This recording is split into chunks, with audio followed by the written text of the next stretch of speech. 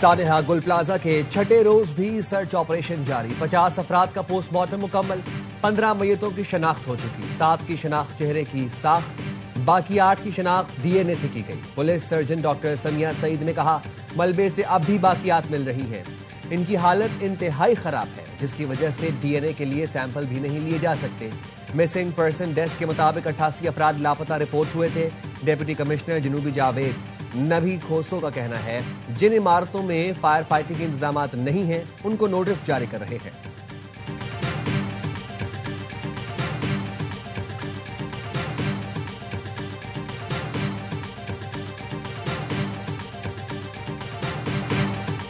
صدر world Memon organization Salman Iqbal کا گل plaza کا دورہ سلمان اقبال کی گل پلازا متاثرین کو 5 ارب روپے بطور قرض دینے کی پیشکش کہا کراچی نے ہمیشہ پاکستان کو دیا ہے گل پلازا سے صرف کراچی نہیں پورے ملک کو معاشی سپورٹ ملتی تھی صدر وزیر اعظم فیلڈ مارشل جانتے ہیں کراچی پاکستان کا دل ہے وہ پاکستان کے دل کی ایک شریان بھی بند نہیں ہونے دیں گے گل پلازا یونین کے صدر تنویر پاستہ اور تاجروں سے ملاقات میں سانحے پر افسوس اور متاثرین سے دلی ہمدردی کا اظہار کیا تنویر پاستہ نے کہا سلمان اقبال نے قرض دینے کا کہا سمجھے ہم نے لے لیا پوری کوشش ہوگی سندھ حکومت کے ذریعے ہی ہمارے نقصانات کا ازالہ ہو سندھ حکومت نے دکانوں کو دوبارہ تعمیر کرنے کی یقین دہانی بھی کرائی ہے آرمی چیف اور وزیر اعظم سے اپیل ہے وہ یہاں آئیں اور دیکھیں ہم کس حال میں ہیں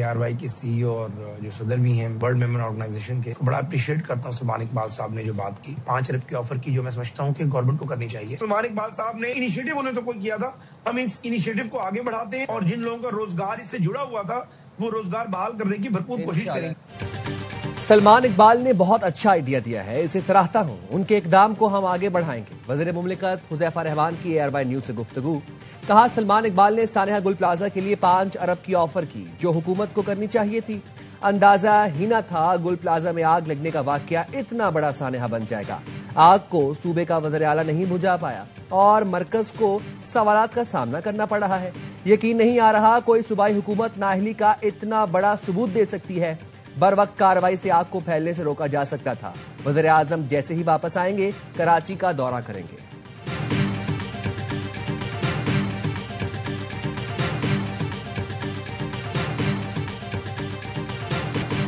انف از انف یہ نہیں سدھریں گے میں آج مطالبہ کرنا چاہتا ہوں پاکستان بچانے کے لیے کہ کراچی کو آرٹیکل 148 آرٹیکل 149 کے تحت فیڈرل ٹیریٹری کا حصہ بنایا جائے وفاقی وزیر مصطفیٰ کمال نے کراچی کو وفاق کا حصہ بنانے کا مطالبہ کر دیا کہا کراچی کو پاکستان کا معاشی دارالخلافہ بنایا جائے 18ویں ترمیم ہمیں مار رہی ہے ہماری نسل کشی کر رہی ہے 18ویں ترمیم کا عوام کو کوئی فائدہ نہیں ہوا پیپلز پارٹی کو کھلی چھوٹ دے رکھی ہے وہ جو مرضی کرے ہمیں کوئی ٹائم فریم دے دیں کب تک یہ قربانی دینی ہے جب بات کرو تو کہتے ہیں آپ نے بلدیہ فیکٹری جلائی تھی کیا مرتضی بھٹو کو ہم نے مارا بے نظیر کی شہادت پر آگ ہم نے لگائی میری نسل کشی اور جمہوری دہشت گردی بند کریں کتنا خون دیں کتنی لاشیں ہم مزید اٹھائیں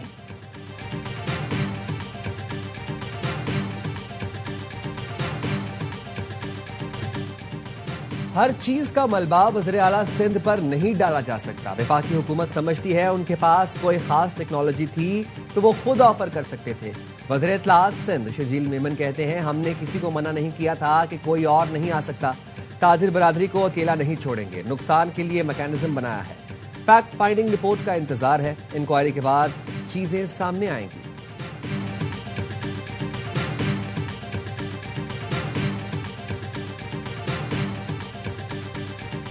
کوئٹہ سمیت بلوچستان کے مختلف حصوں میں برف باری اور بارش تیز ہوائیں چلنے سے سردی میں اضافہ زیارت چمن پنچکور مستوں قلعہ عبداللہ سمیت دیگر علاقوں میں برف باری توبہ چکزئی میں 1.5 فٹ کویک ٹاپ میں 1 فٹ برف گر چکی سوات اور وادی تیرا میں برف باری سے سردی بڑھ گئی کراچی میں آج بارش کی پیشگوئی مغربی ہواؤں کا نیا سلسلہ آج سندھ میں داخل ہوگا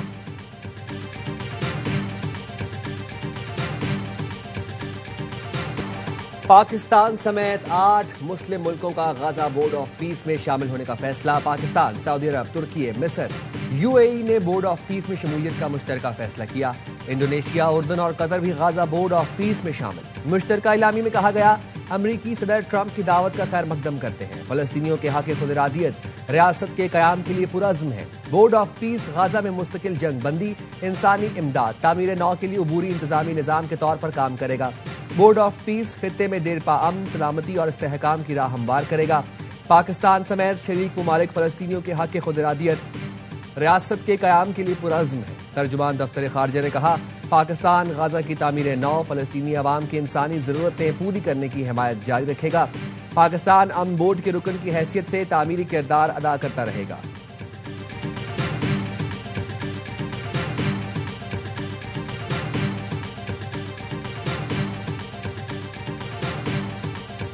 I think the Board of Peace will be the most prestigious board ever, and it's going to get a lot of work done that the United Nations should have done. And we'll work with the United Nations, but the Board of Peace is going to be special.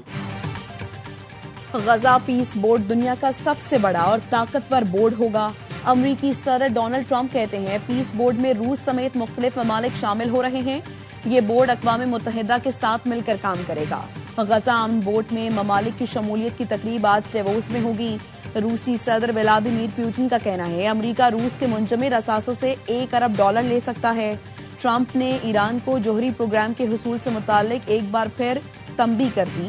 کہا ایران نے جوہری ہتھیاروں کا تعاقب بند نہ کیا تو مستقبل میں کارروائی ہو سکتی ہے.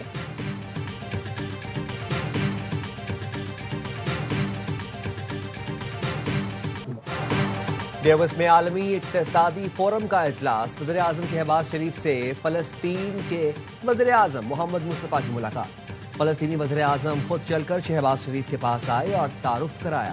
محمد مصطفیٰ نے فلسطینی عوام کے لیے پاکستان کی غیر متزلزل حمایت اور عالمی فورمز پر فلسطینی موقف کی حمایت کرنے پر دلی طور پر شکریہ ادا کیا.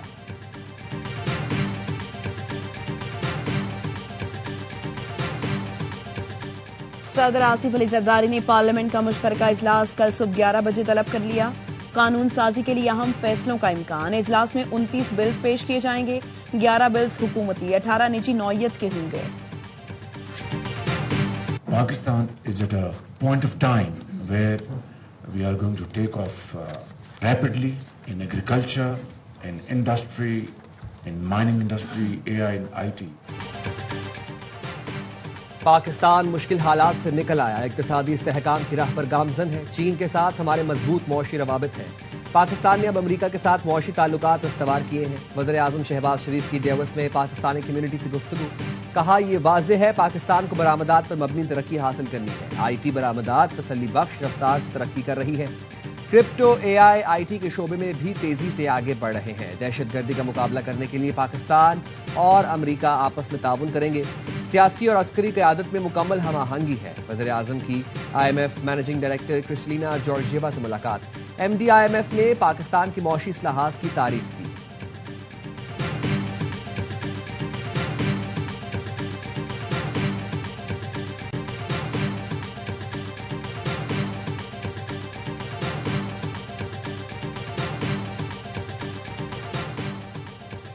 پاکستان ترقی کے نئے راستے کھول رہا ہے. اپنا قرضہ GDP کے 75% سے کم کر کے 70% تک لے آئے. وفاقی وزیر خزانہ محمد اورنگزیب کا ڈیووس میں اجلاس سے خطاب. کہا افراط زر 38% سے سنگل ڈیجٹ تک کم کی. پالیسی ریٹ 22% سے کم ہو کر 10.5 رہ گیا. پاکستان جلد چین میں گرین پانڈا بانڈ جاری کرے گا. برآمدات میں اضافے کی جانب پیش قدمی کی ضرورت ہے. تانبے کے منصوبے سے $2.8 ارب سالانہ برآمدات متوقع ہیں.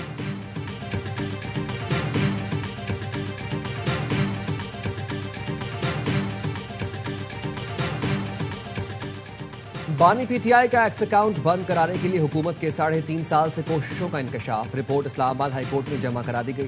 رپورٹ کے مطابق 21 اگست 2022 کو PTI نے بانی کا اکاؤنٹ بند کرنے کے لیے ایکس کو لکھا. توشہ خانہ سائفر عدت کے سزاؤں کا حوالہ دے کر 18 اپریل 2024 کو ایکس کو لکھا گیا. 27 نومبر 2025 کو بانی کی 47 ٹویٹس بلاک کرنے کے لیے ایکس کو لکھا گیا. ایکس نے ٹویٹ بلاک کی.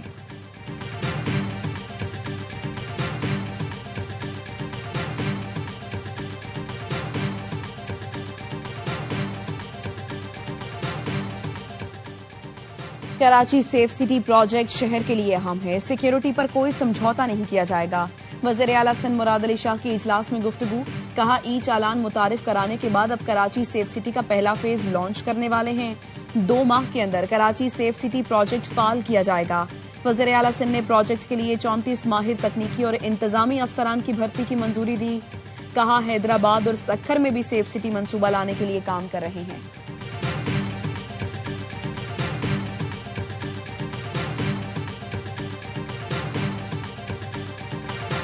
وزیر اعلیٰ پنجاب نے پاکستان کی پہلی گرین پولیسنگ یونٹ کا افتتاح کر دیا، الیکٹرک پیٹرولنگ وہیکل کا معائنہ کیا، ڈرائیونگ بھی کی۔ مریم نواز نے کہا الیکٹرک گاڑیاں ایندھن کے اخراجات میں کمی اور زیرو کاربن اخراج کا باعث بنے گی۔ گرین پولیسنگ صاف فضا اور گڈ گورننس کے ویژن کا عکاس ہے۔ انہوں نے گرین پولیسنگ یونٹ کو مرحلہ وار دیگر اضلاع میں شروع کرنے کی بھی ہدایت جاری کی۔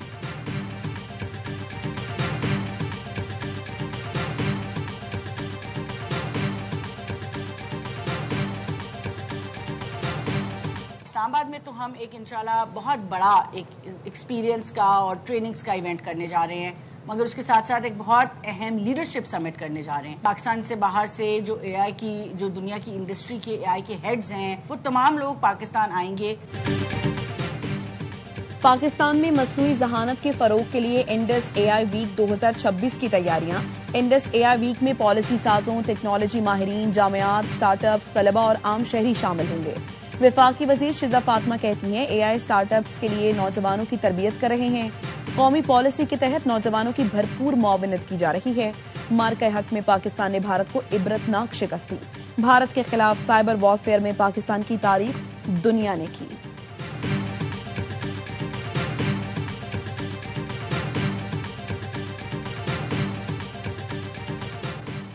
کراچی میں بے لگام ڈاکوؤں نے ایک اور نوجوان کی جان لے لی۔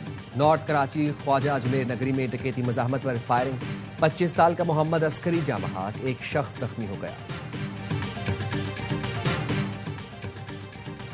پنجاب پولیس نے سی سی ڈی پر جعلی مقابلوں کے الزامات جھوٹے قرار دے دیے، لاہور ہائی کورٹ میں تحریری رپورٹ جمع کرا دی، کہا سی سی ڈی کے قیام کے بعد جرائم میں نمایاں کمی آئی، آپریشنز کے دوران ایک سب انسپکٹر شہید، 96 اہلکار زخمی ہوئے، سی سی ڈی پر الزامات سوشل میڈیا افواہوں پر مبنی ہیں، ان کا حقائق سے کوئی تعلق نہیں، پنجاب پولیس میں مضبوط احتسابی اور ڈسپلنری نظام موجود ہے۔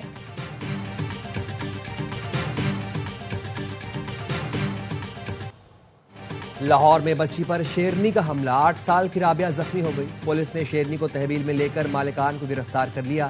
رابعہ بھیکیوال میں نانی کے گھر پانی لینے گئی تھی، 3 افراد شیرنی کو گھما رہے تھے کہ اس نے حملہ کر دیا، بچی کو طبی امداد دے دی گئی۔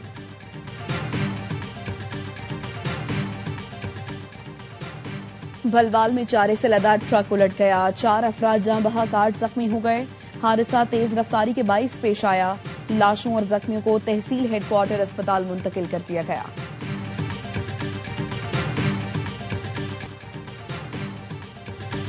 یورپی یونین کا ٹرمپ کی دھمکیوں پر سخت جواب، امریکہ کے ساتھ تجارتی معاہدے کا اطلاق روک دیا، صدر ٹرمپ کا یورپی یونین پر اضافی ٹیرف واپس لینے کا اعلان، کہا NATO secretary general Mark Rutte نے سے انتہائی مفید ملاقات ہوئی، گرین لینڈ اور آرکٹک ریجن سے متعلق مستقبل کے معاہدے کا فریم ورک طے پا گیا، گولڈن ڈوم منصوبے پر بات چیت جاری ہے۔ چین اور برطانیہ میں تجارتی مذاکرات کی بحالی کے امکانات روشن، برطانوی وزیر اعظم نے آئندہ ہفتے بیجنگ جانے کا اعلان کر دیا، کیئر سٹارمر نے کہا وہ گرین لینڈ کے معاملے پر امریکی دباؤ کے سامنے نہیں جھکیں گے، اصولوں اور اقدار پر سمجھوتا نہیں کریں گے، ٹیرف کی دھمکیوں کے باوجود برطانیہ گرین لینڈ کے مستقبل پر اپنے موقف پر قائم ہے۔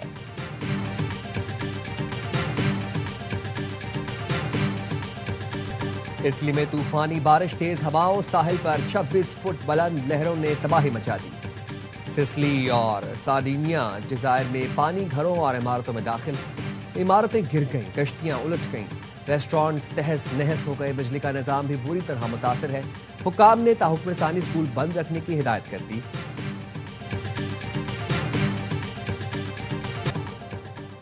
ورلڈ کپ کھیلنے بھارت جائیں یا نہیں، آئی سی سی کے الٹیمیٹم کے بعد بنگلہ دیش کرکٹ بورڈ آج اپنی حکومت سے ہدایات لے گی۔ بنگلہ دیش کرکٹ بورڈ کے صدر کا کہنا ہے ہم ورلڈ کپ کھیلنا چاہتے ہیں لیکن بھارت جانا محفوظ نہیں سمجھتے، ہمیں شری لنکا میں کھیلنے دیا جائے۔ آئی سی سی نے بنگلہ دیش کی درخواست مسترد کر دی تھی۔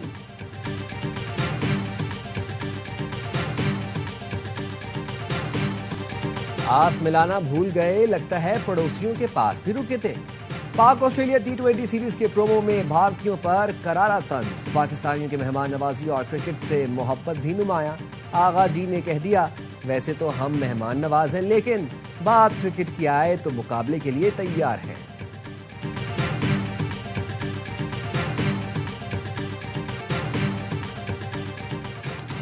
اور اگلے مرحلے میں جانا ہے تو زمبابوے کو ہرانا ہے۔ انڈر 19 ورلڈ کپ میں پاکستان کا میزبان ٹیم سے ڈو اور ڈائی مقابلہ، پاکستان کا زمبابوے کے خلاف ٹاس جیت کر فیلڈنگ کا فیصلہ۔